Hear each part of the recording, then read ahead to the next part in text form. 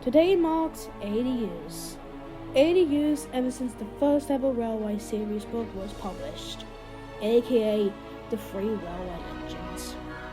And to celebrate the occasion, I thought why not do a history video on the Thomas franchise. Now, 99% of you might already know these facts, and quite frankly, I do too. But while doing some research, I learned new things about the franchise, and I think you will too. So you may stay here if you want to learn something new, and maybe grab a snack and a drink if you want.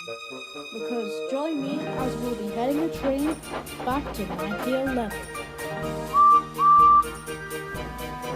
This is the complete history of Thomas. Sort of. Born in 1911 in Anfield, England, Wilbur Awdry lived in the town of Box in Wiltshire, with his dad Vera Awdry and his mum Lucy Awdry. And Wilbur would usually hear the noise of steam trains from his bed at night. And because of this, he wrote the following. He needed a little imagination to hear the sounds the train engine and the banking engine made, what they were saying to each other. And in 1940, Wilbur had his first child, Christopher Awdry, who 2 years later got sick with the measles. And to keep Christopher entertained, Wilbur sang him the nursery rhyme, Down at the Station, which has the following lyrics. Down at the station, early in the morning, see the little cover trains all in a row. Here comes the driver to start of the engine. Puff, puff, peep, peep, off we go. Until Christopher got sick of it, and asked his dad for something else, and in which he wrote his first book, The 3 Railway Engines, which was published in 1945. I'm pretty sure most of you, if not all of you, know the stories, so I'll continue. And soon, he made a model of Edward and some trucks and coaches made out of a wooden broomstick, and some scraps of wood as well. And Christopher wanted a model of Gordon as well, but Wilbur only had a small amount of materials, and with those, he made a 060 tank engine for Christopher as a Christmas present, and he decided to call him, well, you all know. Hello! And in which, in 1946, a year after the 3 Railway Engines was published, Awdry published the iconic book, which I'm not going to say because you all obviously know. And he would write in a total of 26 books, and called it the Railway Series. In 1953, the BBC decided to put the Railway Series onto TV. But it failed with Henry coming off the track, and it hadn't shown him being picked up in one shot. Due to Wilbur Awdry hating it after that one mistake, the series was eventually cancelled. In 1972, Wilbur decided to pass his book writing on to Christopher, where he would write the rest of the Railway Series books.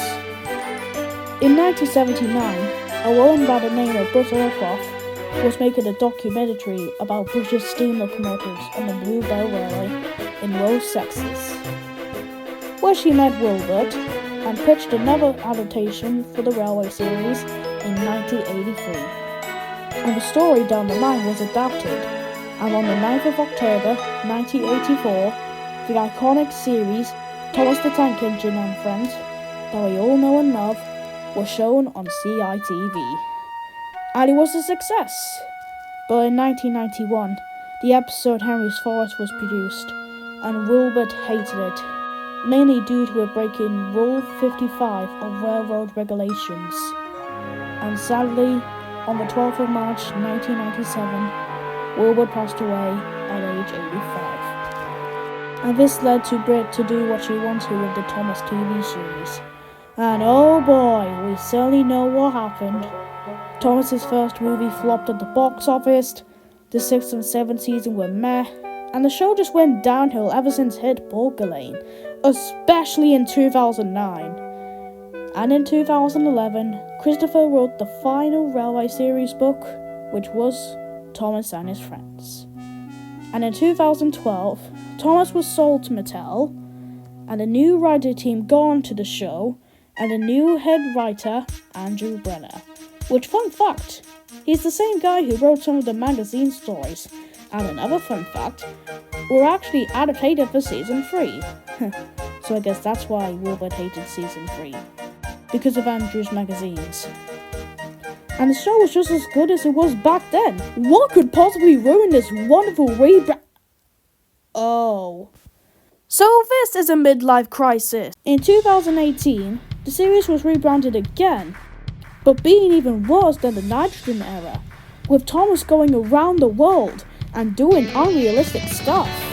Like, at least the Nitrogen era didn't have Thomas go to America or something.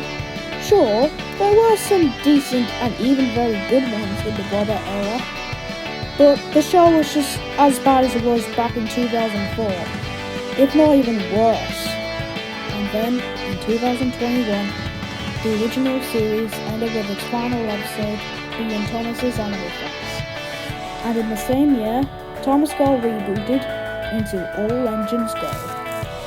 And to be honest, this is the worst direction that Thomas could have gone to. I mean, what was really a book series which was being as realistic as possible was now doing the complete opposite. But after hearing all the news about All Engines Go, it could possibly be ending this year. And if it does, what's gonna come next? Will the series be rebounded again, but being as good as the Brenner era, driven by its amazing merch? Well, we'll have to see.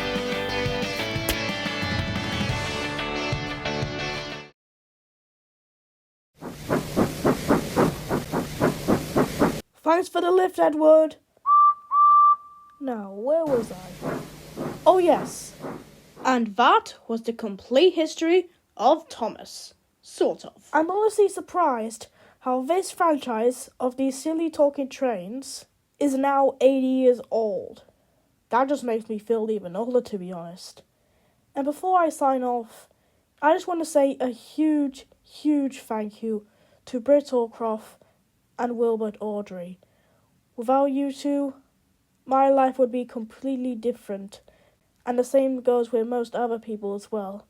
So, thank you very much. Anyways, I hope you will enjoy this little history video, and I hope to see you all next time. Bye guys, and happy 80th anniversary, Thomas.